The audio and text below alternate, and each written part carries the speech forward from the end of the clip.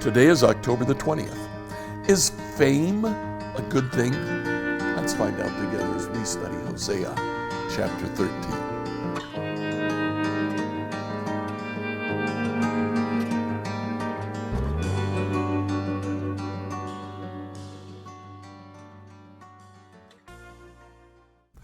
So in Hosea chapter 13, Hosea continues to speak out against the northern tribes of Israel. But he singles in on one particular tribe, the tribe of Ephraim. Chapter 13, verse 1, when the tribe of Ephraim spoke, the people shook with fear, for that tribe was important in Israel. He says again in verse 12, Ephraim's guilt has been collected. His sin has been stored up for punishment. And then again, verse 15, Ephraim was the most fruitful of all his brothers. So Hosea singles out one tribe, and that tribe is probably the prominent tribe of Israel. If you look back at Israel's history, the tribe of Ephraim had several very key influential people. Joshua, who led Israel into Palestine and conquered the land for the tribes of Israel, he was from the tribe of Ephraim. After him, one of the judges, Deborah, the only female judge, she spoke to people. She judged Israel in the region of Ephraim. And although her pedigree is never given, we're led to believe that she ministered in the region of her own people, the people of Ephraim. After judges, in many ways the very last judge was Samuel. Guess what? From the tribe of Ephraim. And Jeroboam, who eventually led Israel to secede, the 10 tribes, to secede from the land of Judah.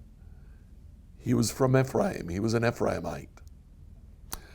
By the time Jeroboam II is king over Israel, he rules from Samaria, which was in the land of Ephraim.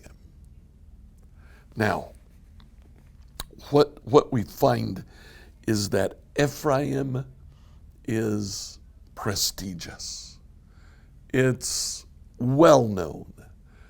It's full of leaders. It leads the nation of Israel. It is popular. Is it good to be popular? Does that fame do anything for them? What good is celebrity status?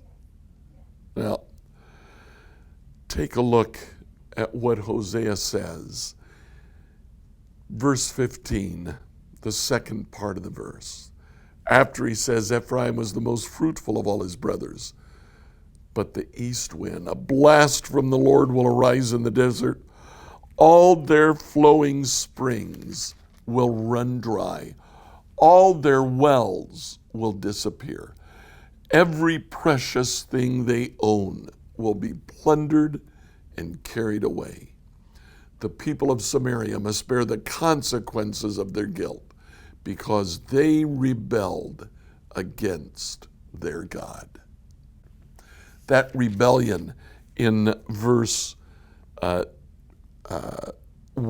and 2, the people of Ephraim sinned by worshiping Baal, thus sealed their destruction.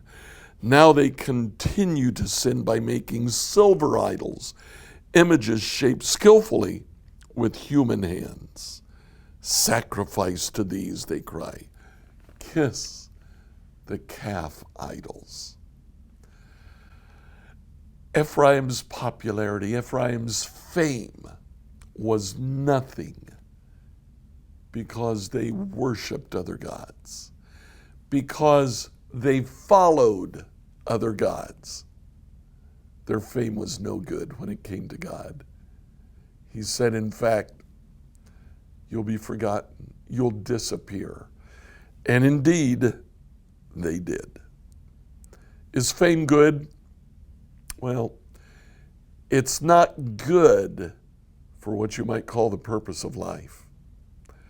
The purpose of life is not to become famous, not to be well known, not to have followers on social media, not to be a celebrity. Purpose of life is to follow God, to serve others. As Hosea said, we read yesterday, act with love and justice. Treat your neighbors with love. Treat them with justice. And depend on God. That is the purpose of life. Please like, follow, and share this devotional on whatever platform you use to listen to it. Tomorrow, we'll answer the question, why does God restore us?